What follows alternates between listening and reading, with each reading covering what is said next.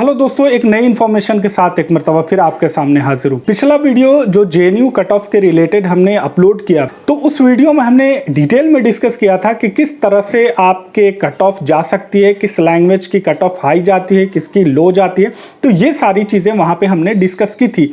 आप तमाम का बहुत बहुत शुक्रिया कि आपने उस वीडियो को बहुत पसंद किया। वो वीडियो आपके लिए एक फ़ायदेमंद वीडियो साबित हुई। उम्मीद की इसी तरह से हमारी और भी वीडियोस को आप पसंद करेंगे और दूसरों तक शेयर करेंगे। चैनल को आपने अभी सब्सक्राइब नहीं किया है तो ज़रूर सब्सक्राइब कर लें इसी तरह की इंफॉर्मेशनल वीडियोज़ के लिए। कट ऑफ वाली वीडियो में जिस तरह से कमेंट्स आए तो पर्सनली सबको वन बाय वन रिप्लाई देना ये बहुत मुश्किल हो रहा था। मैंने बहुत सारे स्टूडेंट को रिप्लाई भी दिया, लेकिन ये महसूस किया कि जिस तरह से वहाँ पे क्वेश्चंस पूछे जा रहे हैं उसके लिए एक स्पेशल वीडियो बनाना बहुत ज़रूरी है। इसके लिए ये एक वीडियो मैं आपके लिए स्पेशल लेकर आया हूँ। यहाँ पे देखिए, मैं आपको क्लियरली बता दूँ कि आपका जो सिलेक्शन होगा वो आपके नॉर्मलाइज्ड स्कोर के बेस पे ही होगा। नॉर्मलाइज्ड स्कोर CUET की तरफ से जो आपका दिया गया है उसी के बेस पे होगा। वो आपका कितना है उसी के हिसाब से होगा, उसी के हिसाब से यूनिवर्सिटीज मेरिट लिस्ट वगैरह तैयार करेंगे। जेएनयू में फॉरेन लैंग्वेज के लिए आपने अप्लाई किया है और लैंग्वेज प्रेफरेंस में आपको कंफ्यूजन है या आपका जितना स्कोर आया उससे आपको ये लग रहा है कि आपका होगा या नहीं होगा, मैं कोशिश करूंगा कि आपको कुछ समझा सकूं और आप भी कुछ उससे अंदाज़ा लगा सकें कि आपका सिलेक्शन हो पाएगा या नहीं। इसमें सबसे पहली जो चीज़ है, आपको ये ध्यान देना है कि आप किस कैटेगरी के लिए अप्लाई कर रहे हैं। दूसरे नंबर पे जो आपको ध्यान देना है, दूसरी चीज़ होती है कि जेएनयू की तरफ से डिप्राइवेशन पॉइंट्स में कुछ पॉइंट्स आपको मिल रहे हैं या नहीं। डिप्राइवेशन पॉइंट्स अगर आपको जानना है वो क्या पॉइंट होते हैं, उसके लिए स्पेशल वीडियो बना दिए, वो आप जाकर देख लीजिएगा। उसमें मैक्सिमम आपको 12th नंबर यानी आपका जितना नंबर आया उसमें 12 मार्क्स और ऐड किए जा सकते हैं, लेकिन उसमें टर्म्स एंड कंडीशन अप्लाइड है। तो वो टर्म्स एंड कंडीशन आप जाकर उस वीडियो में देख सकते हैं कि क्या आप उसके लिए एलिजिबल हैं या नहीं और उसमें कितने पॉइंट्स वगैरह आपको मिल रहे हैं। तीसरी चीज़ जो आपको ध्यान देनी है वो आपका नॉर्मलाइज्ड स्कोर है। देखिए, CUET ने 2 स्कोर पब्लिश किए, एक आपके परसेंटाइल है और एक आपका नॉर्मलाइज्ड स्कोर है। UGC के चेयरमैन ने इस बात को क्लियरली मेंशन कर दिया है अपने ट्वीट में। उन्होंने कहा है कि आपका जो सिलेक्शन होगा, यूनिवर्सिटी जो मेरिट लिस्ट आपकी निकालेगी वो आपके नॉर्मलाइज्ड स्कोर के बेस पे ही होगी। तो 3 चीज़ें आप यहाँ पे ध्यान दे दें। एक, आप किस कैटेगरी के लिए अप्लाई कर रहे हैं। दूसरा, आपको डिप्राइवेशन पॉइंट्स में से कुछ पॉइंट्स मिल रहे हैं या नहीं। तीसरा, आपका स्कोर कितना है। आप में से जिन कैंडिडेट का स्कोर 350 से ऊपर है तो आप ये समझ लीजिए कि आप सेफ जोन में हैं, आपको कोई ना कोई लैंग्वेज मिल जाएगी। ये भी मैं उस बेस पे कह रहा हूँ। जनरल कैटेगरी के आप अगर हैं तो ये आपके लिए ज़्यादा ज़रूरी है कि 350 के अराउंड आपका स्कोर होना चाहिए, क्योंकि वहीं पे जो कट ऑफ जाएगी वो उसी स्कोर के आसपास ही कट ऑफ रहने वाली है। लेकिन जो दूसरे कैटेगरी के कैंडिडेट हैं, ST कैटेगरी से जो कैंडिडेट बिलोंग, उनकी cut off comparative to general category low जाती है।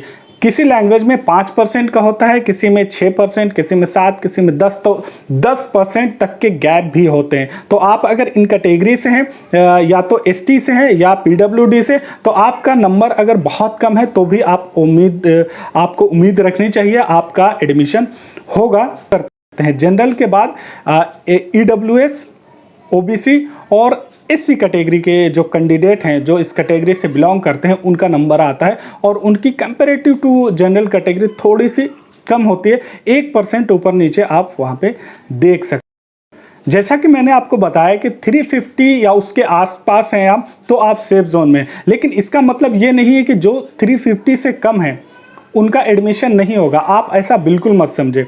350 मैं इसलिए कह रहा हूँ कि अगर कट ऑफ हाई जाती है तो भी आपके पास एक इतना स्कोर है कि आप किसी लैंग्वेज में आपका सिलेक्शन हो सकता। अगर आप 350 से थोड़ा नीचे हैं तो वहाँ पे थोड़ी सी प्रॉब्लम आ सकती, लेकिन ऐसा भी नहीं है कि जिनका 350 से कम है उनका एडमिशन नहीं होगा। ये आपके लक के ऊपर है कि किस लैंग्वेज की कट ऑफ कितनी जाती है।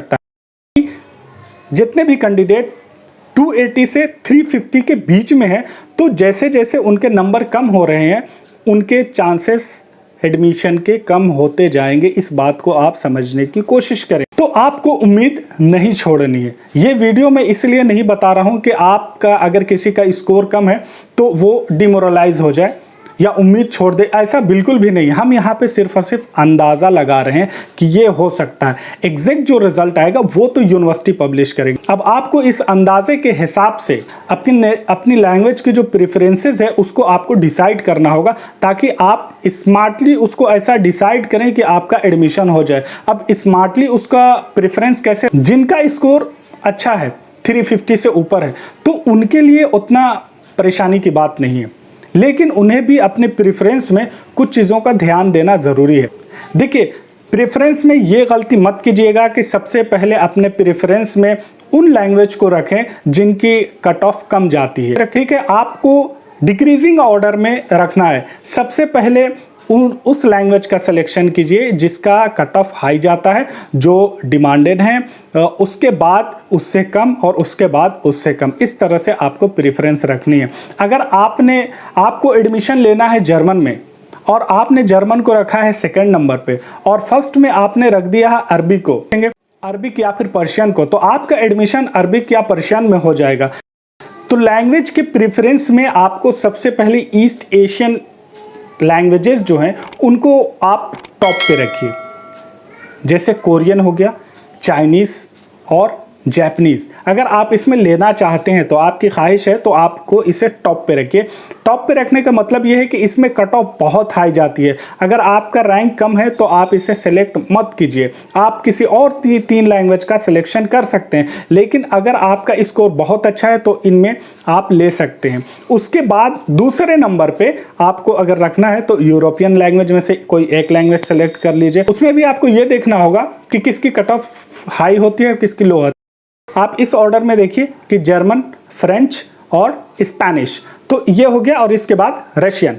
तो ये लैंग्वेज है, इसमें से आप जर्मन की जो कट ऑफ है वो, जर्मन और फ्रेंच की जो कट ऑफ है वो हाई जाती है। तो इन दोनों में से इसके बाद अरबिक, पर्शियन और पश्तो में से कोई एक ले सकते हैं। तो ये 3 सेक्शन हो गए, east Asian language, European language और उसके बाद सेंट्रल एशियन लैंग्वेज। तो ये 3 हो गया। सबसे पहले टॉप पे ईस्ट एशियन लैंग्वेजेस हो गए, दूसरे नंबर पे यूरोपियन लैंग्वेज और थर्ड पे हो गई हैं आपकी सेंट्रल एशियन लैंग्वेजेस। अब इसमें से आपको सेलेक्ट करना है। अगर आपका नंबर बहुत अच्छा है तो आप कोई सी भी लैंग्वेज ले लें, ठीक है, आप 3 प्रेफरेंस देंगे और उसमें आपका एडमिशन इजीली हो सकता है। लेकिन अगर आपको ये लग रहा है कि ये लैंग्वेज हमें मिल सकती है या नहीं मिल सकती है तो आप डिक्रीजिंग ऑर्डर में जा सकते हैं। सबसे पहले आप किसी एक लैंग्वेज, या तो आप चाहें तो यूरोपियन में से तीनों यूरोपियन लैंग्वेज को ले सकते हैं, या फिर आप चाहें तो ईस्ट एशियन में से तीनों को आप चूज़ कर सकते हैं। या फिर अगर आपके स्कोर कम हैं और आप ये चाहते हैं कि इसमें एडमिशन हो भी सकता है या नहीं भी हो सकता, आप ट्राई करना चाहते हैं, तो सबसे टॉप पे आप उस लैंग्वेज को रखेंगे जिसमें कट ऑफ ज़्यादा जाती है, उसके बाद उससे कम और उसके बाद उससे कम। अगर आपने ये गलती कर दी कि जिसका सबसे कम कट ऑफ जाता है उसको टॉप पे रख दिया है, तो उसके बाद आपको वो लैंग्वेज मिल जाएगी और नीचे वाली लैंग्वेज नहीं मिलेगी। आपका स्कोर ज़्यादा रहने के बावजूद कि आपको जर्मन या फ्रेंच मिल सकती थी, लेकिन आपने सबसे टॉप पे अरबी को रख दिया या पर्शियन को रख दिया तो वो मिल गए। अब आपको नीचे वाली लैंग्वेज नहीं मिल पाएगी। तो आप कोशिश ये करें कि जिनका कट ऑफ हाई गया है उसको टॉप पे रखें और उसके बाद उसको नीचे। तो इस तरह से आपको अपनी लैंग्वेज का सिलेक्शन करना है, प्रेफरेंस वगैरह देना है। उन स्टूडेंट के लिए मैं एक चीज़ बता दूं जिन्हें जेएनयू में एडमिशन चाहिए, और ये भी उस शर्त पे कि उनका स्कोर ठीक ठाक है या उनका स्कोर बहुत अच्छा है। तो अगर उन्हें ये डाउट है कि हमारा एडमिशन नहीं हो पाएगा या किसी तरह से मैं मिस ना करूं, तो आप ये कोशिश कीजिए कि अरबी पश्तो में से कोई एक लैंग्वेज ले लीजिए। 2 टॉप की लैंग्वेज रखिए, ईस्ट एशियन या फिर यूरोपियन में से एक लैंग्वेज आप ले सकते हैं और एक लैंग्वेज आप पर्शियन या फिर पश्तो में से कोई एक ले लीजिए। अब ऐसा करने से ये होगा कि पश्तो में आपका कम स्कोर पे भी एडमिशन हो जाएगा। अब कम स्कोर पे एडमिशन हो जाएगा तो आपने एडमिशन ले लिया, लेकिन आपको वो लैंग्वेज पसंद नहीं थी। अब आप ये करेंगे, एक चांस ले सकते हैं कि 1 साल जब एडमिशन हो जाए तो नेक्स्ट ईयर आप उसको ट्राई कर लें, फिर से एडमिशन के लिए आप एप्लीकेशन फॉर्म भर दें। तो 1 साल का जो ड्यूरेशन आपको जेएनयू में मिलेगा उसमें आपको बहुत सारे एक्सपीरियंस मिल जाएंगे। आप उसी तरह से 1 साल तैयारी करेंगे। जिन कैंडिडेट का हाई लैंग्वेजेस में सिलेक्शन हो चुका है, उनसे आप कुछ टिप्स भी ले सकते हैं कि किस तरह से इसकी तैयारी की जाए, उनसे नोट्स वगैरह भी आप ले सकते हैं। तो 1 साल का आपको टाइम मिल जाएगा और आप फिर से ट्राई कर सकते हैं और उसके बाद अच्छा स्कोर आया तो आपको एक अच्छी लैंग्वेज मिल सकती है। तो ये आप एक रिस्क ले सकते हैं, 1 साल का आप रिस्क ले सकते हैं अगर आपको एडमिशन जेएनयू में लेना। अब जिनका स्कोर कम है तो वो होप ना छोड़ें, आखिरी वक्त तक लड़ें, अपना प्रेफरेंस दें और उम्मीद करें कि आपका इस बार एडमिशन हो जाए। अगर इस मर्तबा एडमिशन नहीं होता है तो नेक्स्ट ईयर आप उसके लिए कोशिश करते हैं या किसी और यूनिवर्सिटी में आप ट्राई कर सकते हैं। चूंकि आपका स्कोर कम है तो उसमें फिर कोई गुंजाइश नहीं। तो ये सारी चीज़ें थी लैंग्वेज प्रेफरेंस के हवाले से। अगर आपको ये वीडियो पसंद आया हो तो दूसरों तक ज़रूर शेयर करें, लाइक ज़रूर करें और अभी तक अगर आपने सब्सक्राइब नहीं किया है तो इसे ज़रूर सब्सक्राइब। मिलते हैं अगले वीडियो में, तब तक के लिए आप अपना ख्याल रखें। Thanks for watching. सब्सक्राइब करें।